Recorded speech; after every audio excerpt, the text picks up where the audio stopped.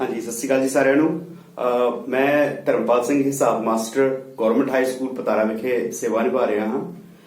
विद्यार्थियों, इस तो पहलों असी 8वीं क्लास का आंकड़ियां का प्रबंधन जिहड़ा है चैप्टर दी इंट्रोडक्शन की हैगी है, चैप्टर नाल जान पछाण की हैगी आ।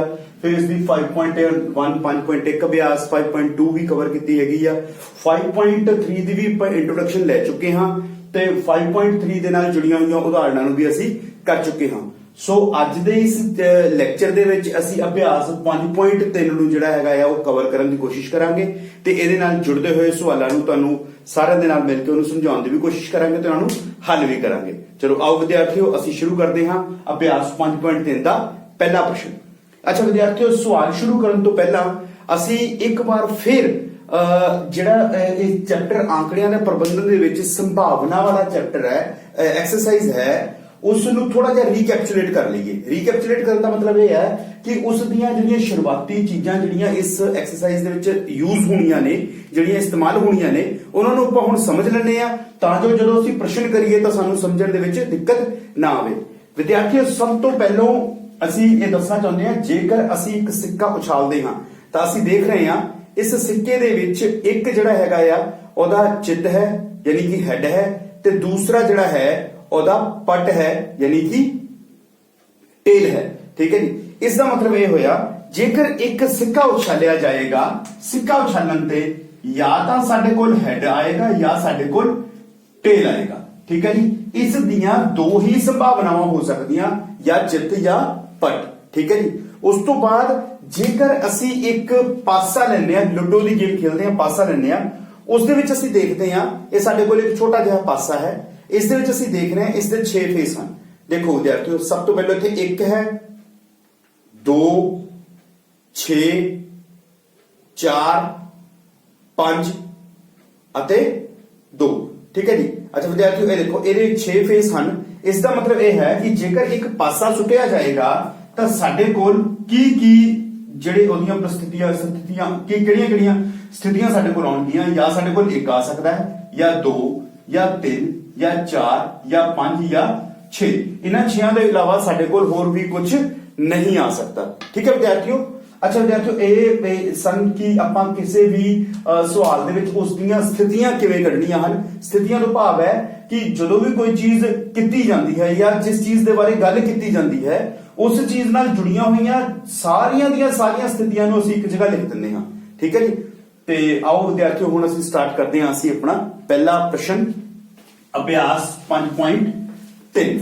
अभ्यास 5.3 दा मैं जरा हां जी विद्यार्थियों शुरू करिए। पहला प्रश्न है, इन्हां प्रयोगां विच तुसी जो नतीजा देख सकते हो वो लिखो। ठीक है जी। किहड़े यानी पहला है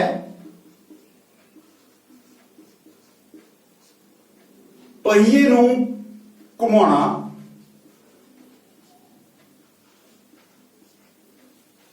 दूसरा है 2 सिक्कियां नूं इक्को वेले सुटना।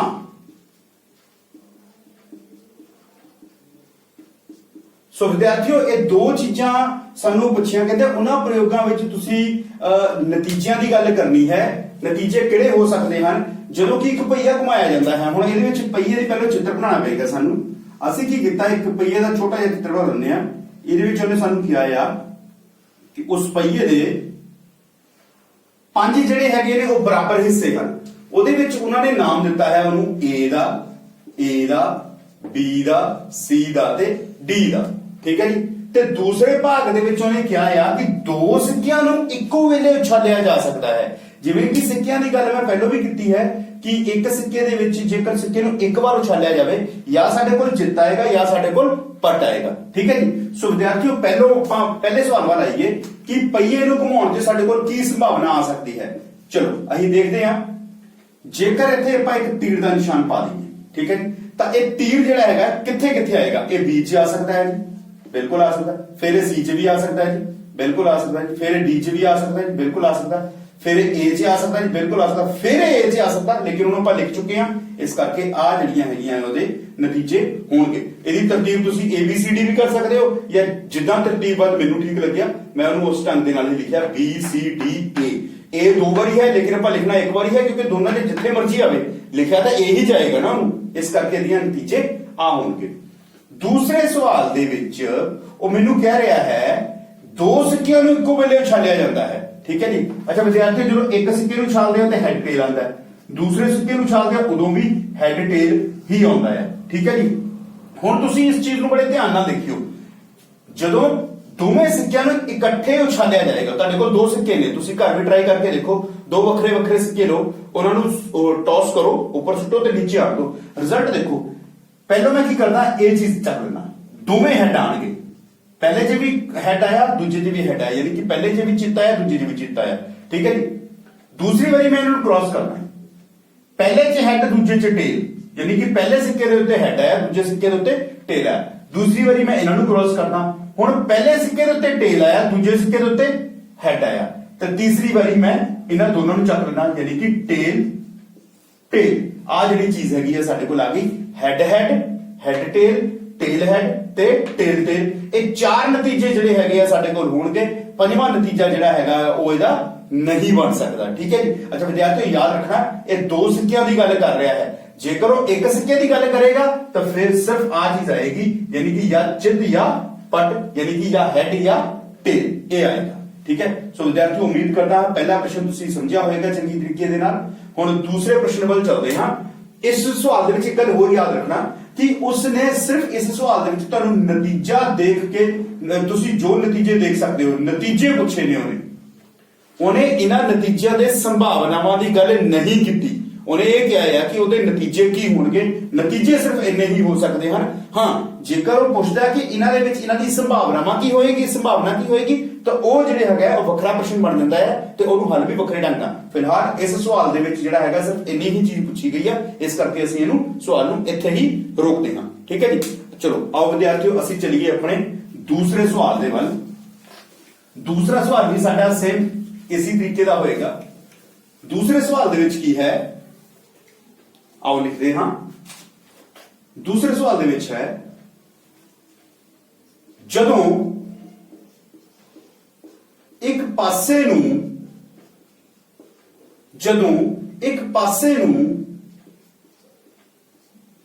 ਸੁੱਟਿਆ ਜਾਂਦਾ ਹੈ, ਜਦੋਂ ਇੱਕ ਪਾਸੇ ਨੂੰ ਸੁੱਟਿਆ ਜਾਂਦਾ ਹੈ ਤਦ ਹੇਠ ਲਿਖੀ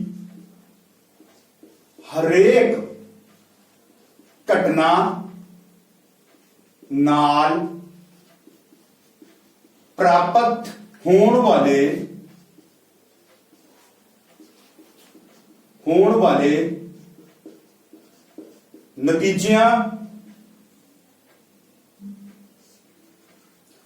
ਨਤੀਜਿਆਂ ਨੂੰ ਲਿਖੋ, ਠੀਕ ਹੈ ਜੀ। ਅੱਛਾ, ਨਤੀਜੇ ਲਿਖਣੇ ਆ ਕਿਹੜੀਆਂ? ਜਦੋਂ ਇੱਕ ਪਾਸੇ ਨੂੰ ਸੁੱਟਿਆ ਜਾਂਦਾ ਹੈ ਤਦ ਹੇਠ ਲਿਖੀ ਹਰੇਕ ਘਟਨਾ ਨਾਲ ਪ੍ਰਾਪਤ ਹੋਣ ਵਾਲੇ ਨਤੀਜਿਆਂ ਨੂੰ ਲਿਖੋ, ਠੀਕ ਹੈ ਜੀ। ਤੇ ਕਿਹੜੇ ਨੇ? ਪਹਿਲੇ ਭਾਗ ਦੇ ਵਿੱਚ, ਇਹ ਭਾਗ ਦੇ ਵਿੱਚ ਹੈ ਇੱਕ ਅਭਾਜ ਸੰਖਿਆ,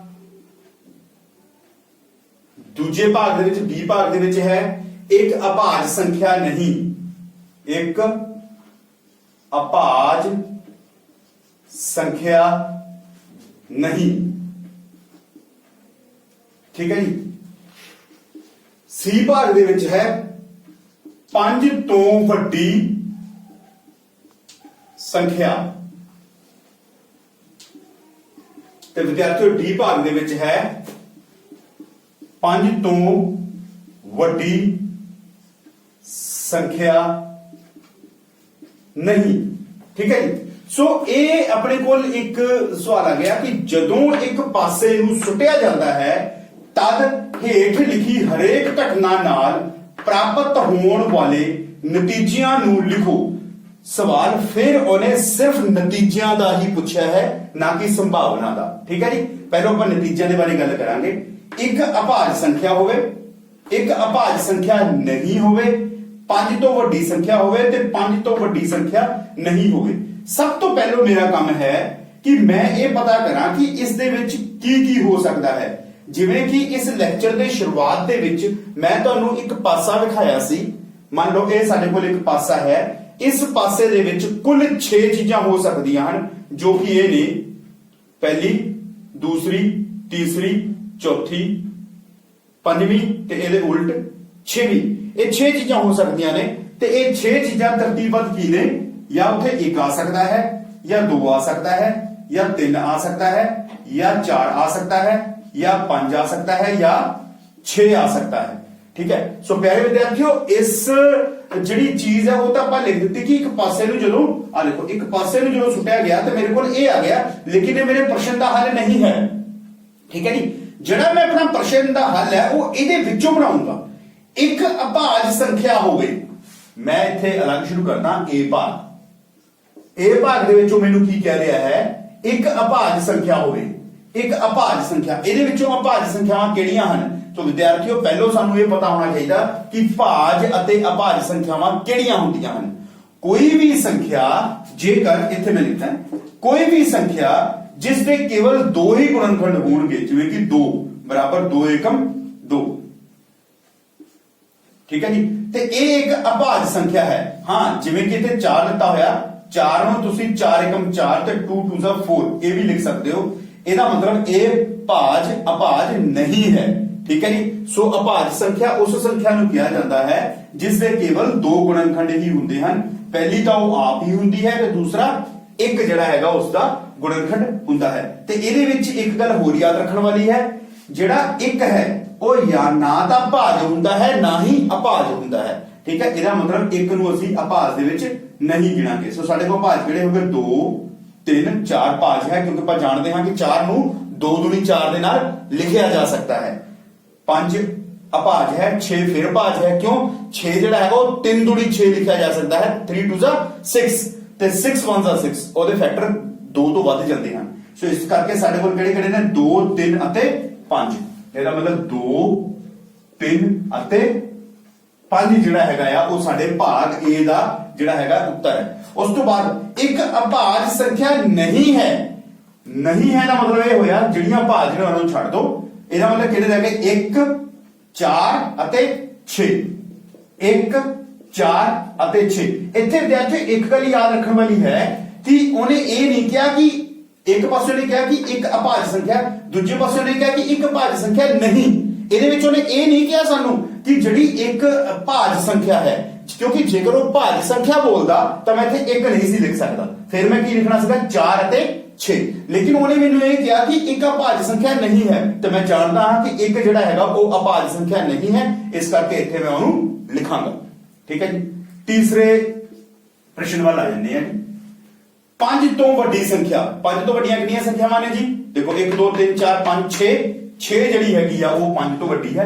ਇਹਦਾ ਮਤਲਬ ਇਹਦੇ ਵਿੱਚ ਕੱਲਾ ਇੱਕ ਹੀ ਸੰਖਿਆ ਆਏਗੀ, ਉਹ ਕਿਹੜੀ ਆਏਗੀ? 6। 5 ਤੋਂ ਵੱਡੀ ਸੰਖਿਆ ਨਹੀਂ ਹੈ। 5 ਤੋਂ ਵੱਡੀ ਸੰਖਿਆ ਨਹੀਂ ਹੈ। ਕਿਹੜੀਆਂ ਹੈ ਜਿਹੜੀਆਂ 5 ਤੋਂ ਵੱਡੀਆਂ ਨਹੀਂ ਹਨ? ਠੀਕ ਹੈ, ਡੀ ਭਾਗ ਦੇ ਵਿੱਚ 1 5 ਤੋਂ ਵੱਡੀ ਨਹੀਂ ਹੈ, 2 5 ਤੋਂ ਵੱਡੀ ਨਹੀਂ ਹੈ, 3 5 ਤੋਂ ਵੱਡੀ ਨਹੀਂ ਹੈ, 4 5 ਤੋਂ ਵੱਡੀ ਨਹੀਂ ਹੈ। ਜਿਹੜੀ 5 ਹੈ ਉਹ ਵੀ 5 ਤੋਂ ਵੱਡੀ ਨਹੀਂ ਹੈ, ਉਹ 5 ਦੇ ਬਰਾਬਰ ਹੈ। ਲੇਕਿਨ ਉਹਨੇ ਬਰਾਬਰ ਦਾ ਕਿਤੇ ਜ਼ਿਕਰ ਨਹੀਂ ਕੀਤਾ। ਉਹ ਕਹਿੰਦਾ ਵੱਡੀ ਸੰਖਿਆ ਨਹੀਂ ਲਿਖਣੀ, ਵੱਡੀ ਨਹੀਂ ਲਿਖੀ, ਵੱਡੀ 6 ਸੀਗੀ ਤਾਂ 6 ਮੈਂ ਨਹੀਂ ਲਿਖਿਆ। 5 ਤੋਂ ਵੱਡੀ ਸੰਖਿਆ ਨਹੀਂ ਹੈ ਦਾ ਮਤਲਬ ਇਹ ਆ ਕਿ ਜਿਹੜੀ ਵੱਡੀ ਸੰਖਿਆ ਹੈ ਉਹਨੂੰ ਹਟਾ ਦਿਓ, ਬਾਕੀ ਸਭ ਸੰਖਿਆਵਾਂ ਜਿਹੜੀਆਂ ਹੈਗੀਆਂ ਉਹ ਸਾਡੇ ਕੋਲ ਕੀ ਆ ਜਾਣਗੀਆਂ?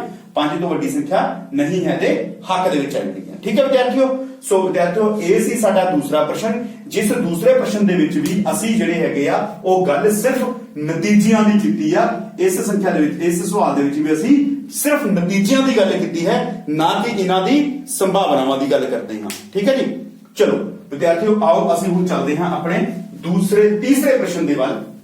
ਤੀਸਰਾ ਪ੍ਰਸ਼ਨ ਵੀ ਇਸੇ ਤਰੀਕੇ ਦਾ ਹੋਏਗਾ ਜੀ ਸਾਡੇ ਕੋਲ, ਉਹ ਵੀ ਆਪਾਂ ਦੇਖਦੇ ਹਾਂ ਜੀ। ਹੁਣ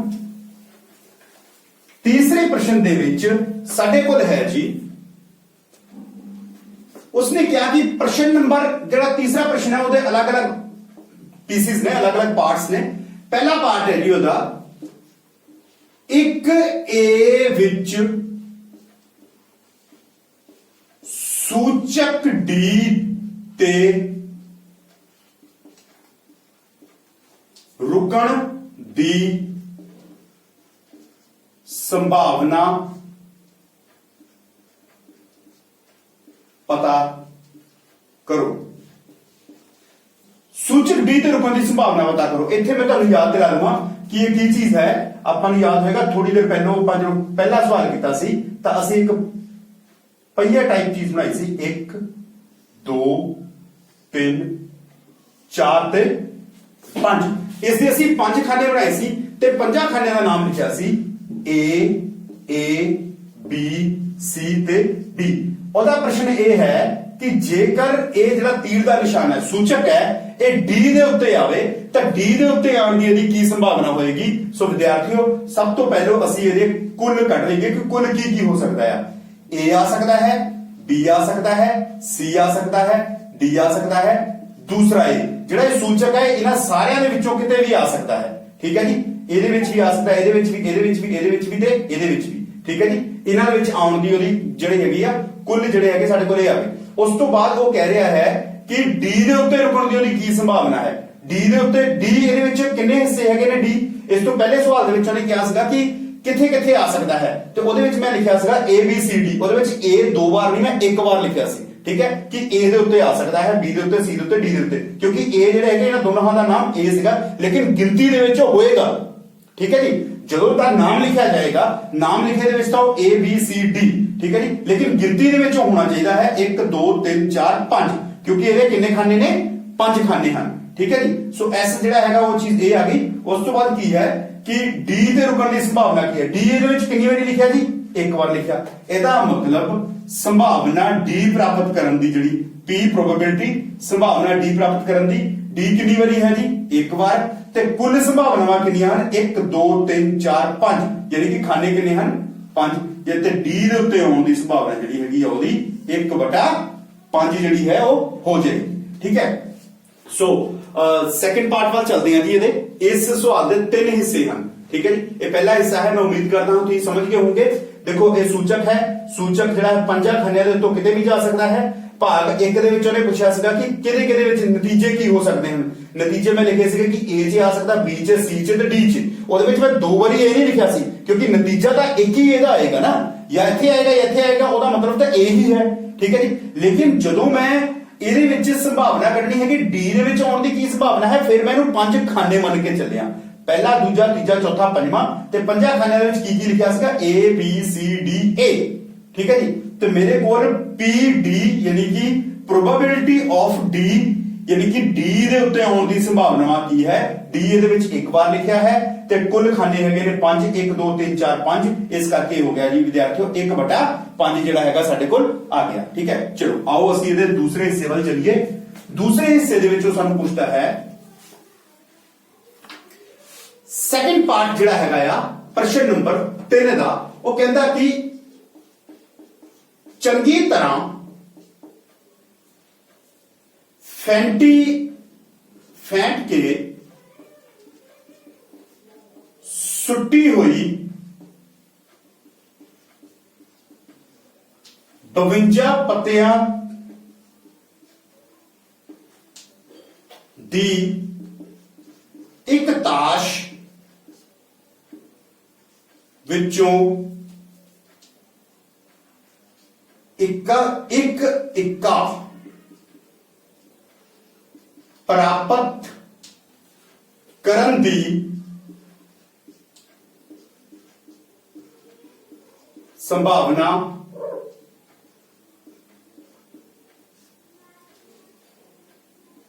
ਪ੍ਰਾਪਤ ਕਰੋ। ਠੀਕ ਹੈ ਜੀ, ਹੁਣ 52 ਇੱਕ ਤਾਸ਼ ਦੀ ਗੱਲ ਕੀਤੀ ਹੈ ਉਸਨੇ। ਠੀਕ ਹੈ ਜੀ, ਸੋ ਵਿਦਿਆਰਥੀਓ ਸਵਾਲ ਕਰਵਾਉਂਦੇ ਮੇਰੇ ਕੋਲ ਇੱਕ ਤਾਸ਼ ਦੀ ਗੱਡੀ ਹੈ। ਇਹ ਤਾਸ਼ ਦੀ ਗੱਡੀ ਦੇ ਵਿੱਚ ਕੁੱਲ 52 ਪੱਤੇ ਹਨ। ਠੀਕ ਹੈ ਜੀ, ਤੁਸੀਂ ਦੇਖ ਸਕਦੇ ਹੋ ਇਹਦੇ ਵਿੱਚ ਕੁੱਲ 52 ਪੱਤੇ ਹਨ। ਹੁਣ ਮੈਂ ਕਾਊਂਟਿੰਗ ਕਰਕੇ ਤਾਂ ਨਹੀਂ ਦਿਖਾਵਾਂਗਾ ਕਿਉਂਕਿ ਟਾਈਮ ਬਹੁਤ ਜ਼ਿਆਦਾ ਲੱਗ ਜਾਏਗਾ। ਇਹ ਤਾਸ਼ ਦੀ ਗੱਡੀ ਦੇ ਵਿੱਚ ਕੁੱਲ 52 ਪੱਤੇ ਹੁੰਦੇ ਹਨ। ਇਸ ਦੇ ਵਿੱਚ ਉਹਨੇ ਕਿਹਾ ਕਿ ਇੱਕ ਇੱਕਾ ਪ੍ਰਾਪਤ ਕਰਨ ਦੀ ਸੰਭਾਵਨਾ ਕਿੰਨੀ ਹੈ। ਮੈਂ ਕੀ ਕੀਤਾ, ਜਦੋਂ ਇਹ ਤਾਸ਼ ਦੀ ਗੱਡੀ ਕੱਢੀ ਤੇ ਮੈਂ ਸਭ ਤੋਂ ਪਹਿਲਾ ਕੰਮ ਕੀ ਕੀਤਾ, ਮੈਂ ਇਹਦੇ ਵਿੱਚ ਇੱਕੇ ਕੱਢ ਲਏ ਵੱਖਰੇ 2 3 4। ਉਸ ਤੋਂ ਬਾਅਦ ਇਹ 4 ਇੱਕੇ ਕੱਢਣ ਤੋਂ ਬਾਅਦ ਮੈਂ ਪੂਰੀ ਤਾਸ਼ ਨੂੰ ਇੱਕ ਵਾਰੀ ਜਾਂਚਿਆ ਮੈਂ ਪੂਰੀ ਤਾਸ਼ ਨੂੰ ਜਦੋਂ ਜਾਂਚਿਆ ਤਾਂ ਮੈਨੂੰ ਪਤਾ ਲੱਗਿਆ ਕਿ ਇਸ ਦੇ ਵਿੱਚ ਹੋਰ ਇੱਕਾ ਨਹੀਂ ਹੈ। ਇਸ ਦਾ ਮਤਲਬ ਇਹ ਹੋਇਆ ਕਿ ਇਸ ਤਾਸ਼ ਦੀ ਗੱਡੀ ਦੇ ਵਿੱਚ 52 ਪੱਤੇ ਤਾਸ਼ ਦੀ ਗੱਡੀ ਦੇ ਵਿੱਚ ਮੇਰੇ ਕੋਲ ਇੱਕੇ ਕਿੰਨੇ ਹਨ? 1 2 3 ਤੇ 4 ਇੱਕੇ ਜਿਹੜੇ ਹੈਗੇ ਆ ਉਹ ਮੇਰੇ ਕੋਲ ਹਨ। ਇਸ ਦਾ ਮਤਲਬ ਇਹ ਹੋਇਆ ਕਿ ਮੈਂ ਆਪਣੇ ਸਵਾਲ ਨੂੰ ਸਭ ਤੋਂ ਪਹਿਲਾਂ ਇਹਦੇ ਵਿੱਚ ਜੋ ਆਪਾਂ ਹਰ ਵਾਰ ਬਣਾਉਂਦੇ ਨੇ ਕਿ ਕੀ ਸੰਭਾਵਨਾ ਹੋ ਸਕਦੀ ਹੈ। ਹੁਣ 52 ਦੇ 52 ਪੱਤੇ ਨਹੀਂ ਲਿਖੇ ਜਾ ਸਕਦੇ, ਮੈਂ ਇੱਥੇ ਲਿਖ ਦਿੰਦਾ 52 ਪੱਤੇ। ਠੀਕ ਹੈ ਜੀ, 52 ਪੱਤੇ ਜਿਹੜੇ ਹੈਗੇ ਨੇ ਉਹਦੇ ਉਹ ਹੋ ਸਕਦੇ ਨੇ। ਠੀਕ ਹੈ ਜੀ, 52 ਪੱਤੇ ਉਹਦੇ ਹੋ ਸਕਦੇ ਨੇ।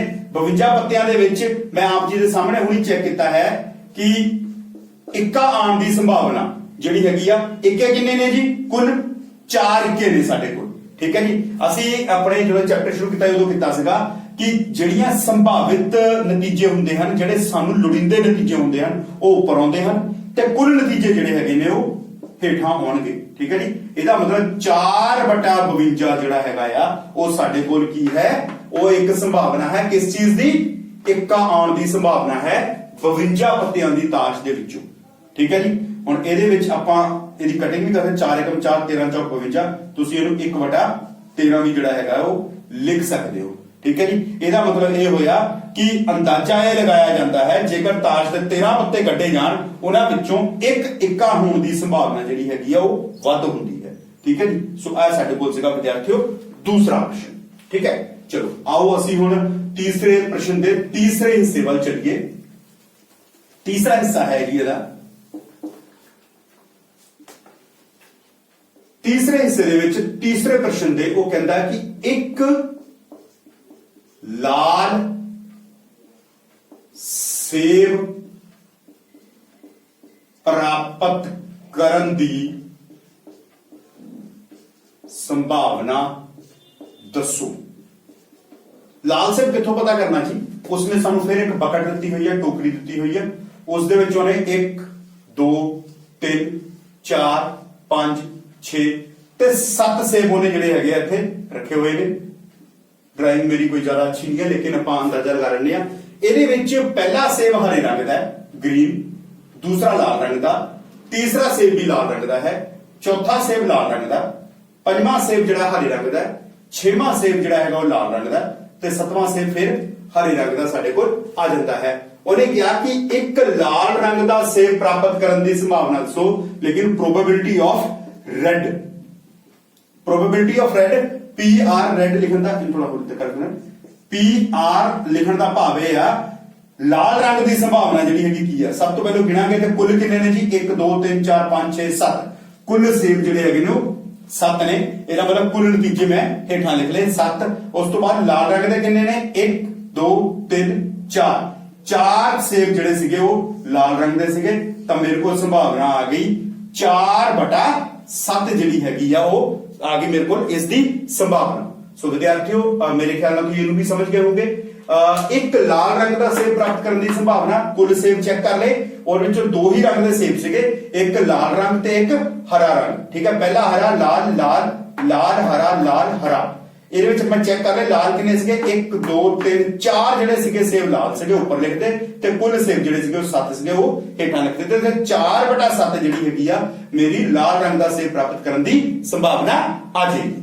ਚਲੋ ਆਓ ਅਸੀਂ ਪ੍ਰਸ਼ਨ ਨੰਬਰ 4 ਵੱਲ ਚਲੀਏ। ਪ੍ਰਸ਼ਨ ਨੰਬਰ 4 ਦੇ ਵਿੱਚ ਸਾਨੂੰ ਇਹ ਕਿਹਾ ਗਿਆ ਕਿ ਪ੍ਰਸ਼ਨ ਨੰਬਰ 2 ਵਿੱਚ ਦਿੱਤੀਆਂ ਗਈਆਂ ਘਟਨਾਵਾਂ ਨੂੰ, ਉਹ ਪ੍ਰਸ਼ਨ ਨੰਬਰ 4 ਦੇ ਵਿੱਚ ਕਹਿੰਦਾ ਹੈ ਕਿ ਪ੍ਰਸ਼ਨ 2 ਵਿੱਚ ਦਿੱਤੀਆਂ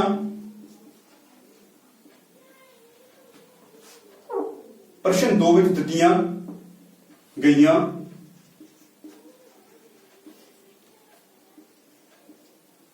ਘਟਨਾਵਾਂ ਦੀ ਸੰਭਾਵਨਾ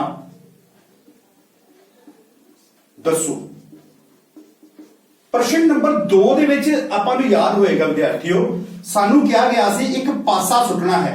ਉਹਦੇ ਵਿੱਚ ਕੀ ਸੀ? 1 2 3 4 5 ਅਤੇ 6 ਜਿਹੜਾ ਸੀਗਾ ਮੇਰੇ ਕੋਲ ਆ ਗਿਆ ਸੀ। ਠੀਕ ਹੈ ਜੀ, ਮੈਂ ਨਾਲ ਦੇ ਨਾਲ ਪ੍ਰਸ਼ਨ ਲਿਖਦਾ ਹੈ, ਨਾਲ ਦੇ ਨਾਲ ਉਹਦਾ ਉੱਤਰ ਜਿਹੜਾ ਹੈਗਾ ਉਹ ਡਿਸਕਸ ਕਰਦਾ ਤੁਹਾਡੇ ਨਾਲ।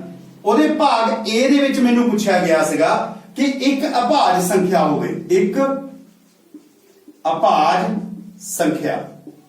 ਠੀਕ ਹੈ ਜੀ। ਹੁਣ ਇਹਦੇ ਵਿੱਚ ਅਭਾਜ ਸੰਖਿਆਵਾਂ ਮੈਂ ਕੱਢੀਆਂ ਸੀਗੀਆਂ, ਕਿਹੜੀਆਂ 2 3 ਤੇ 5। ਮੈਂ ਇੱਥੇ ਲਿਖ ਦਿੰਦਾ 2 3 ਤੇ 5। ਇਹ ਤਿੰਨ ਅਭਾਜ ਸੰਖਿਆਵਾਂ ਸੀ ਤੇ ਇਹਦੀ ਸੰਭਾਵਨਾ ਜਿਹੜੀ ਹੈਗੀ ਹੈ P ਮੇਰੇ ਕੋਲ ਕਿਹਦੇ ਬਰਾਬਰ ਆ ਜਾਏਗੀ? ਕੁੱਲ ਨਤੀਜੇ ਕਿੰਨੇ ਨੇ ਜੀ? 1 2 3 4 5 6। ਕੁੱਲ ਨਤੀਜੇ ਤਾਂ ਮੇਰੇ ਕੋਲ ਆ ਗਏ 6 ਤੇ ਮੈਨੂੰ ਲੋੜੀਂਦੇ ਨਤੀਜੇ ਜਿਹੜੇ ਹੈਗੇ ਨੇ ਉਹ ਨੇ 1 2 3। ਇਹਦਾ ਮਤਲਬ 3/6 ਜਿਹੜਾ ਹੈਗਾ ਆ ਮੇਰਾ ਉੱਤਰ ਹੈ। ਇਹਨੂੰ ਕਟਿੰਗ ਕਰ ਸਕਦੇ 3 × 3 3 2 6। ਮੇਰੇ ਕੋਲ 1/2 ਜਿਹੜਾ ਹੈਗਾ ਉਹ ਉੱਤਰ ਇਹਦਾ ਆ ਜਾਏਗਾ। ਠੀਕ ਹੈ ਜੀ। ਸੋ ਪਿਆਰੇ ਵਿਦਿਆਰਥੀਓ ਦੂਸਰੇ ਪਾਰਟ ਵੱਲ ਚੱਲਦੇ ਹਾਂ। ਦੂਸਰੇ ਹਿੱਸੇ ਦੇ ਵਿੱਚ ਉਹਨੇ ਮੈਨੂੰ ਕਿਹਾ ਸੀ ਇੱਕ ਅਭਾਜ ਸੰਖਿਆ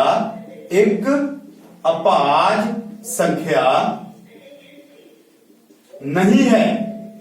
ਦੇਖੋ ਹੁਣ ਇੱਕ ਅਭਾਜ ਸੰਖਿਆ ਨਹੀਂ ਹੈ, ਉਹਦੇ ਵਿੱਚ ਮੈਂ ਆਪ ਜੀ ਨੂੰ ਕੀ ਕਿਹਾ ਸੀਗਾ ਕਿ ਸਾਡੇ ਕੋਲ ਕਿਹੜੇ ਨੇ ਜੀ? ਇੱਕ ਮੇਰੇ ਕੋਲ ਆਏਗਾ ਜੀ 1 ਮੇਰੇ ਕੋਲ ਆਏਗਾ ਜੀ 2 1 ਮੇਰੇ ਕੋਲ ਆਏਗਾ 1 4 ਅਤੇ 6। ਆ 1 ਆ ਗਿਆ ਜੀ, ਇਹ ਮੇਰੇ ਕੋਲ ਆ ਗਿਆ ਜੀ 4, ਇਹ ਮੇਰੇ ਕੋਲ ਆ ਗਿਆ 6। ਇਹਦਾ ਮਤਲਬ ਇਹ ਤਿੰਨ ਨਤੀਜੇ ਇਹੋ ਜਿਹੇ ਸੀਗੇ ਜਿਹੜੀਆਂ ਸੰਖਿਆਵਾਂ ਅਭਾਜ ਨਹੀਂ ਹਨ। ਇਹਦੇ ਵਿੱਚੋਂ ਇੱਕ ਤਾਂ ਇੱਕ ਅਜਿਹੀ ਸੰਖਿਆ ਹੈ ਜਿਹੜੀ ਨਾ ਤਾਂ ਭਾਜ ਹੈ ਨਾ ਤਾਂ ਅਭਾਜ ਹੈ। 4 ਅਤੇ 6 ਦੋ ਅਜਿਹੀਆਂ ਸੰਖਿਆਵਾਂ ਜਿਹੜੀਆਂ ਕਿ ਭਾਜ ਹਨ। ਇਸ ਕਰਕੇ ਮੇਰੇ ਕੋਲ ਜਿਹੜੀ ਦੀ ਸੰਭਾਵਨਾ ਆਏਗੀ ਕੁੱਲ ਨਤੀਜੇ ਫਿਰ ਸਾਡੇ ਕੋਲ 6 ਨੇ ਜੀ, ਆਪਾਂ ਚੈੱਕ ਕਰ ਸਕਦੇ ਹਾਂ 1 2 3 4 5 6 ਤੇ ਸਾਡੇ ਲੋੜੀਂਦੇ ਨਤੀਜੇ 1 2 3। ਇਹਦਾ ਮਤਲਬ 3/6 3 × 3 3 2 6। ਇਹ ਵੀ ਸਾਡੇ ਕੋਲ 1/2 ਜਿਹੜਾ ਹੈਗਾ ਆ ਉਹ ਆ ਜਾਂਦਾ ਆ। ਅਸੀਂ ਚੱਲਦੇ ਹਾਂ ਭਾਗ C ਦੇ ਵੱਲ। ਭਾਗ C ਦੇ ਵਿੱਚ ਮੈਨੂੰ ਕਿਹਾ ਗਿਆ ਸੀ 5 ਤੋਂ ਵੱਡੀ ਸੰਖਿਆ, 5 ਤੋਂ ਵੱਡੀ ਸੰਖਿਆ। ਜਿਹੜੀ 5 ਤੋਂ ਵੱਡੀ ਸੰਖਿਆ ਹੈ ਮੈਂ ਉਸ ਨੂੰ ਚੈੱਕ ਕਰਨਾ ਹੈ ਕਿਹੜੀ ਹੈ। 5 ਤੋਂ ਵੱਡੀ ਸੰਖਿਆ ਜਦੋਂ ਮੈਂ ਚੈੱਕ ਕੀਤੀ ਸੀ ਮੈਂ ਦੇਖਿਆ ਸੀ ਮੇਰੇ ਕੋਲ ਕੱਲਾ 6 ਆਇਆ ਸੀ। ਠੀਕ ਹੈ ਜੀ। ਮੇਰੇ ਕੋਲ ਕੀ ਆਇਆ ਸੀ? ਕੱਲਾ 6 ਆਇਆ ਸੀ। ਇਹਦਾ ਮਤਲਬ ਇਹਦੀ ਸੰਭਾਵਨਾ ਜਿਹੜੀ ਹੈਗੀ ਆ ਉਹ ਆਏਗੀ 1/6 ਕਿਉਂਕਿ ਕੁੱਲ ਸੰਖਿਆਵਾਂ 6 ਹਨ ਅਤੇ 5 ਤੋਂ ਵੱਡੀ ਸੰਖਿਆ ਕੇਵਲ 6 ਹੈ। ਇਹਦਾ ਮਤਲਬ 1/6 ਜਿਹੜਾ ਹੈਗਾ ਇਹਦਾ ਉੱਤਰ ਆ ਗਿਆ ਸੀ। ਤੇ ਡੀ ਪਾਰਟ ਦੇ ਵਿੱਚ ਉਹਨੇ ਕਿਹਾ ਸੀ 5 ਤੋਂ ਵੱਡੀ ਸੰਖਿਆ ਨਹੀਂ ਹੈ। 5 ਤੋਂ ਵੱਡੀ ਸੰਖਿਆ ਕਿਹੜੀ ਨਹੀਂ ਹੈ ਜੀ? ਉਹ ਸੀਗੀ ਜੀ ਸਾਡੇ ਕੋਲ 1 2 3 4 ਅਤੇ 5। ਇਹ 5 ਸੰਖਿਆਵਾਂ ਸੀਗੀਆਂ ਜਿਹੜੀਆਂ 5 ਤੋਂ ਵੱਡੀਆਂ ਨਹੀਂ ਹਨ ਤੇ ਇਹਦੀ ਸੰਭਾਵਨਾ ਕਿੰਨੀ ਆ ਗਈ ਜੀ? ਕੁੱਲ ਹੈਗੇ ਨੇ 6 ਤੇ 1 2 3 4 5 ਜਿਹੜੀ ਹੈਗੀ ਮੇਰੇ ਕੋਲ ਇਹ ਜਿਹੜੇ ਹੈਗੇ ਨੇ ਸੰਭਾਵਿਤ ਜਿਹੜੇ ਲੋੜੀਂਦੇ ਨਤੀਜੇ ਨੇ ਉਹ ਮੇਰੇ ਕੋਲ ਆਏ ਨੇ 5 1 2 3 4 5। ਇਹਦਾ ਮਤਲਬ ਇੱਧਰ 5 ਆ ਗਿਆ ਜੀ ਤੇ ਆ ਚੀਜ਼ ਕੀ ਆ ਗਈ? ਸੰਭਾਵਨਾ 6 ਆ ਗਈ। ਇਸ ਨੂੰ ਮੈਂ ਦੁਬਾਰਾ ਇੱਕ ਵਾਰ ਫਿਰ ਤੁਹਾਡੇ ਵਾਸਤੇ ਉੱਪਰ ਲਿਖ ਦਿੰਦਾ ਜੇ ਕਿਤੇ ਕਲੀਅਰ ਨਾ ਹੁੰਦਾ ਹੋਵੇ। ਜਿਹੜੀ 5 ਤੋਂ ਵੱਡੀ ਸੰਖਿਆ ਹੈ ਡੀ ਪਾਰਟ ਉਹ ਸਾਡੇ ਕੋਲ ਆਏਗੀ। ਕੁੱਲ ਸੰਖਿਆਵਾਂ ਕਿੰਨੀਆਂ ਨੇ ਜੀ? ਸਾਡੇ ਕੋਲ 6 ਨੇ ਤੇ ਸਾਡੀ ਲੋੜੀਂਦੀ ਸੰਖਿਆ ਕਿਹੜੀਆਂ ਸੀਗੀਆਂ ਜੀ? ਇੱਕ ਸੀਗੀ 1 2 3 4 ਤੇ 5। ਉਹਨੇ ਕਿਹਾ 5 ਤੋਂ ਵੱਡੀ ਨਹੀਂ ਹੈ। ਇਹਦਾ ਮਤਲਬ ਕਿੰਨੀਆਂ ਆ ਗਈਆਂ? 5। ਇਹ ਆ ਗਿਆ 5/6 ਯਾਨੀ ਕਿ ਡੀ ਪਾਰਟ ਜਿਹੜਾ ਸੀ ਉਹ ਮੇਰੇ ਕੋਲ ਆ ਗਿਆ 5/6 ਜਿਹੜਾ ਹੈਗਾ ਉੱਤਰ ਆਏਗਾ। ਠੀਕ ਹੈ। ਸੋ ਆਓ ਵਿਦਿਆਰਥੀਓ ਅਸੀਂ ਚੱਲਦੇ ਹਾਂ ਜੀ ਆਪਣੇ ਅਗਲੇ ਸਵਾਲ ਵੱਲ। ਅਗਲਾ ਸਵਾਲ ਜੋ ਹੈ ਪਹਿਲੇ ਵਿਦਿਆਰਥੀਓ ਮੈਂ ਵੈਸੇ ਇਹ ਉਮੀਦ ਕਰਾਂਗਾ ਕਿ ਤੁਸੀਂ ਜਿਹੜਾ ਹੈਗਾ ਆ ਇਹ ਚੈਪਟਰ ਨੂੰ ਹਜੇ ਤੱਕ ਜਿਹੜਾ ਹੈਗਾ ਚੰਗੀ ਤਰ੍ਹਾਂ ਸਮਝਿਆ ਹੋਵੇਗਾ ਤੇ ਜੇਕਰ ਅਗਲਾ ਸਵਾਲ ਮੈਂ ਤੁਹਾਨੂੰ ਐਜ਼ ਅ ਹੋਮਵਰਕ ਦੇ ਦਵਾਂ ਤਾਂ ਮੇਰੇ ਖਿਆਲ ਨਾਲ ਉਹ ਜ਼ਿਆਦਾ ਵਧੀਆ ਰਹੇਗਾ ਕਿ ਬਜਾਏ ਕਿ ਹਰੇਕ ਚੀਜ਼ ਨੂੰ ਜਿਹੜਾ ਹੈਗਾ ਉਹ ਮੈਂ ਇੱਥੇ ਆਪ ਹੀ ਹੱਲ ਕਰਦਾ ਰਵਾਂ। ਸੋ ਇਸ ਚੀਜ਼ ਨੂੰ ਤੁਸੀਂ ਐਜ਼ ਅ ਹੋਮਵਰਕ ਲੈ ਕੇ ਚੱਲੋ। ਪ੍ਰਸ਼ਨ ਨੰਬਰ 5 ਅਤੇ ਪ੍ਰਸ਼ਨ ਨੰਬਰ 6 ਇਹ ਦੋ ਜਿਹੜੇ ਹੈਗੇ ਨੇ ਇਹ ਤੁਹਾਡੇ ਦੋਵੇਂ ਕੀ ਨੇ? ਹੋਮਵਰਕ ਨੇ। ਤੁਸੀਂ ਇਹਨਾਂ ਦੋਵਾਂ ਨੂੰ ਘਰ ਟਰਾਈ ਕਰੋ। ਜੇਕਰ ਤੁਹਾਡੇ ਕੋਲੋਂ ਇਹ ਚੀਜ਼ ਜਿਹੜੀ ਹੈਗੀ ਹੱਲ ਨਹੀਂ ਹੋ ਰਹੀ ਤਾਂ ਆਪਣੇ ਅਧਿਆਪਕਾਂ ਦੇ ਨਾਲ ਆਪਣੇ ਵੱਡੇ ਭੈਣ ਭਰਾਵਾਂ ਦੇ ਨਾਲ ਤੇ ਇਸ ਲੈਕਚਰ ਤੋਂ ਜਿਹੜੇ ਪਹਿਲੇ ਲੈਕਚਰ ਲੱਗੇ ਹੋਏ ਨੇ ਉਹਨਾਂ ਲੈਕਚਰਸ ਨੂੰ ਵੀ ਧਿਆਨ ਨਾਲ ਜੇ ਤੁਸੀਂ ਨੋਟ ਕੀਤਾ ਹੋਵੇਗਾ ਉਹਨਾਂ ਨੂੰ ਨੋਟ ਕੀਤੇ ਕੰਮ ਨੂੰ ਦੇਖੋ ਤੇ ਤੁਸੀਂ ਇਹਦਾ 5ਵਾਂ ਤੇ 6ਵਾਂ ਸਵਾਲ ਜਿਹੜਾ ਹੈਗਾ ਉਹ ਤੁਸੀਂ ਬੜੇ ਆਰਾਮ ਨਾਲ ਕੱਢ ਸਕੋਗੇ। ਅਸੀਂ ਨੋਟ ਕਰ ਲੈਂਦੇ ਆ। ਇਹਦਾ 5ਵਾਂ ਸਵਾਲ ਜਿਹੜਾ ਹੈ ਥੋੜਾ ਲੈਂਥੀ ਸਵਾਲ ਹੈ ਇਸ ਕਰਕੇ ਧਿਆਨ ਨਾਲ ਲਿਖਣਾ। 10 ਵੱਖ-ਵੱਖ ਪਰਚੀਆਂ ਤੇ 1 ਤੋਂ 10 ਤੱਕ ਸੰਖਿਆਵਾਂ ਲਿਖੀਆਂ ਹੋਈਆਂ ਹਨ।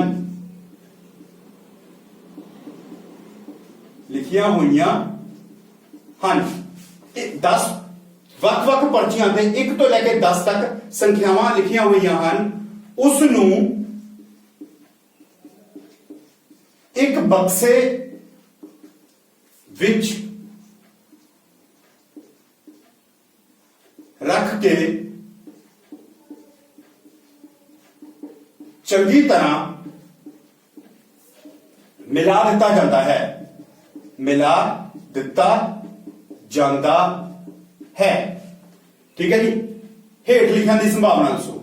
ਹੇਠ ਲਿਖਿਆਂ ਦੀ ਸੰਭਾਵਨਾ ਦੱਸੋ। ਠੀਕ ਹੈ ਜੀ।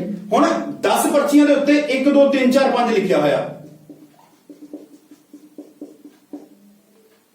7 8 9 ਤੇ 10 ਆ ਲਿਖਿਆ ਹੋਇਆ। ਅਸੀਂ ਇਹਦੀਆਂ ਵੱਖਰੀਆਂ ਵੱਖਰੀਆਂ ਜਿਹੜੀਆਂ ਹੈਗੀਆਂ ਆ ਉਹ ਸੰਭਾਵਨਾਵਾਂ ਦੱਸਣੀਆਂ ਹਨ। ਪਹਿਲੀ ਸੰਭਾਵਨਾ ਹੈ ਸੰਖਿਆ 6 ਪ੍ਰਾਪਤ ਕਰਨਾ। ਇਹ ਪਹਿਲੀ ਸੰਭਾਵਨਾ ਹੈ। ਠੀਕ ਹੈ ਜੀ। ਇਸ ਦੀ ਦੂਸਰੀ ਸੰਭਾਵਨਾ ਹੈ 6 ਤੋਂ ਛੋਟੀ ਸੰਖਿਆ ਪ੍ਰਾਪਤ ਕਰਨਾ। 6 ਤੋਂ ਛੋਟੀ ਸੰਖਿਆ ਪ੍ਰਾਪਤ ਕਰਨਾ। 6 ਤੋਂ ਛੋਟੀ ਸੰਖਿਆ ਪ੍ਰਾਪਤ ਕਰਨਾ ਇਸ ਦੀ ਦੂਸਰੀ ਹੈ। ਤੇ ਤੀਸਰੀ ਹੈ 6 ਤੋਂ ਵੱਡੀ ਸੰਖਿਆ ਪ੍ਰਾਪਤ ਕਰਨਾ। 6 ਤੋਂ ਵੱਡੀ ਸੰਖਿਆ ਪ੍ਰਾਪਤ ਕਰਨਾ। ਤੇ ਚੌਥੇ ਪਾਰਟ ਦੇ ਵਿੱਚ ਹੈ 1 ਅੰਕ ਵਾਲੀ ਸੰਖਿਆ ਪ੍ਰਾਪਤ ਕਰਨਾ। 1 ਅੰਕ ਵਾਲੀ ਸੰਖਿਆ ਪ੍ਰਾਪਤ ਕਰਨਾ। ਸੋ ਵਿਦਿਆਰਥੀਓ ਇਹ ਜੋ ਹੈ ਸਾਡੇ ਕੋਲ ਆਪਣੇ ਸਵਾਲ ਜਿਹੜਾ ਹੈਗਾ ਉਹ ਆ ਜਾਂਦਾ ਹੈ। ਠੀਕ ਹੈ ਜੀ। ਇਸ ਦੇ ਵਿੱਚ ਮੈਂ ਇੱਕ ਵਾਰ ਫਿਰ ਰਿਪੀਟ ਕਰ ਦਿੰਦਾ ਹੈ ਇਸ ਨੂੰ। 10 ਵੱਖ-ਵੱਖ ਪਰਚੀਆਂ ਤੋਂ 1 ਤੋਂ 10 ਤੱਕ ਸੰਖਿਆ ਲਿਖੀਆਂ ਹੋਈਆਂ ਹਨ। ਉਸ ਨੂੰ ਇੱਕ ਬਕਸੇ ਵਿੱਚ ਰੱਖ ਕੇ ਚੰਗੀ ਤਰ੍ਹਾਂ ਮਿਲਾ ਦਿੱਤਾ ਜਾਂਦਾ ਹੈ। ਹੇਠ ਲਿਖਿਆਂ ਦੀ ਸੰਭਾਵਨਾ ਪਤਾ ਕਰੋ। ਤੇ ਕਿਹੜੀਆਂ ਪਰਚੀਆਂ ਹੋ ਸਕਦੀਆਂ ਨੇ? 1 2 3 4 5 6 7 8 9 ਤੇ 10। ਸੰਖਿਆ 6 ਨੂੰ ਪ੍ਰਾਪਤ ਕਰਨਾ ਦੱਸਣਾ ਹੈ। ਦੇਖੋ ਬਕਸੇ 'ਚ ਮਿਲਾਇਆ, ਹਿਲਾਇਆ, ਇੱਕ ਪਰਚੀ ਕੱਢੀ ਤੇ ਉਹ ਪਰਚੀ 6 ਹੋਵੇ, ਇਹਦੀ ਸੰਭਾਵਨਾ ਦੱਸਣੀ ਹੈ। 6 ਤੋਂ ਛੋਟੀ ਸੰਖਿਆ ਹੋਵੇ, ਇਹਦੀ ਸੰਭਾਵਨਾ ਦੱਸਣੀ ਹੈ। 6 ਤੋਂ ਵੱਡੀ ਸੰਖਿਆ ਹੋਵੇ, ਇਹਦੀ ਸੰਭਾਵਨਾ ਦੱਸਣੀ ਆ। ਤੇ 1 ਅੰਕ ਵਾਲੀ ਸੰਖਿਆ ਹੋਵੇ, ਇਹਦੀ ਸੰਭਾਵਨਾ ਦੱਸਣੀ ਹੈ। ਬਾਕੀ ਤਾਂ ਤੁਸੀਂ ਬੜੇ ਆਰਾਮ ਨਾਲ ਕਰ ਲਓਗੇ।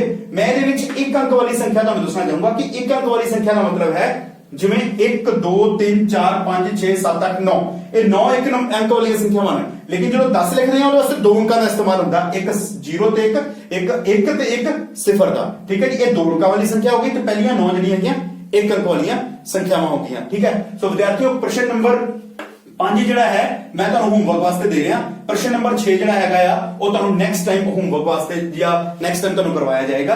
ਫਿਲਹਾਲ ਤੁਸੀਂ ਇਹ ਵਾਲਾ ਸਵਾਲ ਜਿਹੜਾ ਹੈਗਾ ਆ ਇਹ ਤੁਸੀਂ ਆਪਣੇ ਮਤਲਬ ਕਾਪੀਆਂ ਦੇ ਉੱਤੇ ਚੰਗੀ ਤਰ੍ਹਾਂ ਕਰਨਾ ਹੈਗਾ ਆ ਤੇ ਸਮਝ ਕੇ ਕਰਨਾ ਹੈਗਾ। ਜੇਕਰ ਤੁਸੀਂ ਇਹ ਸਵਾਲ ਕਰਨ ਵਿੱਚ ਸਮਰੱਥ ਹੋ ਜਾਂਦੇ ਹੋ ਤਾਂ ਸਮਝ ਲਈਓ ਕਿ ਅਭਿਆਸ 5.3 ਆંકੜਿਆਂ ਦਾ ਪ੍ਰਬੰਧਨ ਜਿਹੜਾ ਹੈਗਾ ਤੁਸੀਂ ਆਰਾਮ ਦੇ ਨਾਲ ਕਰ ਸਕਦੇ ਹੋ। ਸੋ ਵਿਦਿਆਰਥੀਓ ਇਹ ਸੀ ਸਾਡੇ ਕੋਲ ਆਪਣੇ 5.3 ਐਕਸਰਸਾਈਜ਼ ਦੇ ਸਵਾਲ। ਕੁੱਲ ਮਿਲਾ ਕੇ ਇਸ ਦੇ 6 ਸਵਾਲ ਹਨ। ਇਹਦੇ 4 ਸਵਾਲ ਜਿਹੜੇ ਸੀਗੇ ਆਪਾਂ ਹੱਲ ਕਰਕੇ ਦੇਖੇ ਹਨ। 5ਵਾਂ ਸਵਾਲ ਜਿਹੜਾ ਹੈਗਾ ਆ ਉਦਾਹਰਣ ਸਹਿਤ ਜਿਹੜਾ ਹੈਗਾ ਆ ਆਪਾਂ ਇਹਦੇ ਵਿੱਚ ਤੁਹਾਨੂੰ ਦੱਸ ਦਿੱਤਾ ਹੈ ਕਿ ਕਿਵੇਂ ਹੱਲ ਕਰਨਾ ਹੈ। ਤੇ 6ਵਾਂ ਸਵਾਲ ਜਿਹੜਾ ਹੈਗਾ ਆਪਾਂ ਨੈਕਸਟ ਟਾਈਮ ਹੱਲ ਕਰਾਂਗੇ। ਠੀਕ ਹੈ। ਸੋ ਮੈਂ ਉਮੀਦ ਕਰਦਾ ਹਾਂ ਆਪ ਜੀ ਨੂੰ ਇਹ ਲੈਕਚਰ ਵਧੀਆ ਲੱਗਿਆ ਹੋਵੇਗਾ ਤੇ ਪੂਰੀ ਆਪਣੀ ਮਿਹਨਤ ਦੇ ਨਾਲ ਇਸ ਅਭਿਆਸ ਨੂੰ ਦੁਹਰਾਈ ਕਰੋ। 5.3 ਦੇ ਨਾਲ ਇਹ ਜਿਹੜੀ ਅਭਿਆਸ ਹੈ ਇਹ ਖਤਮ ਹੋ ਗਈ ਹੈ। 5.1 5.2 5.3 ਤਿੰਨੋਂ ਦੀਆਂ ਤਿੰਨੋਂ ਆਪ ਜੀ ਨੂੰ ਕਰਵਾਈਆਂ ਜਾ ਚੁੱਕੀਆਂ ਹਨ। ਸੋ ਮੈਂ ਉਮੀਦ ਕਰਦਾ ਹਾਂ ਆਪ ਸਾਰੇ ਘਰ ਬੈਠ ਕੇ ਇਸ ਨੂੰ ਬੜੀ ਚੰਗੀ ਤਰੀਕੇ ਨਾਲ ਪੜ੍ਹੋਗੇ। ਠੀਕ ਹੈ ਜੀ। ਧੰਨਵਾਦ।